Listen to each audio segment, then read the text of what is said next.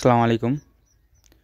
এই যে দেখতে পাচ্ছেন বেড়াটা জালের, তো বেড়াটা দিয়েছি কারণ এই যে আমি যে ছাগলগুলো নিয়েছি, নিজে দেখতে পাচ্ছেন এই ছাগলগুলো হচ্ছে আর কি আটকাইয়ে পলার জন্য। এটা নতুন আর একটা ছাগল নিয়েছি, এটা হচ্ছে খাসি একটা বাচ্চা। আর এদিকে পানি নাই, এই সাইডে যে খাতগুলো, এইখানে পানি আসলে ছাগলগুলো এর ভিতরে আটকাইয়ে রাখা যাবে, এই জন্য এই বেড়াগুলো দেওয়া হয়েছে। আর ওই সাইডে দেখতে পাচ্ছেন এই যে কুকুর, এই বেড়াগুলো দিছি মূলত কুকুরের জন্যই। ছাগলগুলো কুকুরে অনেক তাড়া করে ছাগল, কয়েকটা ছাগল মারছে এবছরে, তো এই জন্যই এইখানে আটকে পালার চিন্তা ভাবনা। তো এই সাইড দিয়ে যেমন একটা বেড়া দিছি, ওই সাইড থেকেও একটা দিছি। আর এই যে ছাগলটা লাফায় দেখছেন, এটা কিন্তু আমার না, এটা অন্য একজনের। আমাদের এই বেড়ার ভিতর ঢুকে গেছে। আর এই যে গরু ঢুকতে চেষ্টা করতেছে, এই সাইডে একটু পানি আছে, এজন্য গরুগুলো ঢুকতে পারতেছে না। যদি পুরোপুরি পানি হয় তাইলে যদি ছাগলগুলো ভিতরে আটকেই রাখি তাইলে আর ওগুলো বের হতে পারবে না।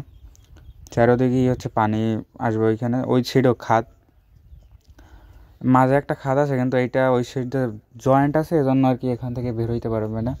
এই দুইটা ভেড়ে আর কি, দুইটা যে এই দুই সাইডে আর কি ওরা খাইতে পারবে ছাগলগুলো। আর এই সাইডে যে বেড়াটা, সেটা হচ্ছে যে মানে সাইডেই পানি থাকবে, শুধু এই দুই সাইড দিয়ে যদি দুইটা এই বেড়ার কারণে ছাগল বের হইতে পারবে না। আর এই সাইডে অল্প পানি, এই পানিটা দেওয়া যায়, কিন্তু ওই মাথায় পানি নেই, তো এই জন্য দিতে পারতেছি না এখনও।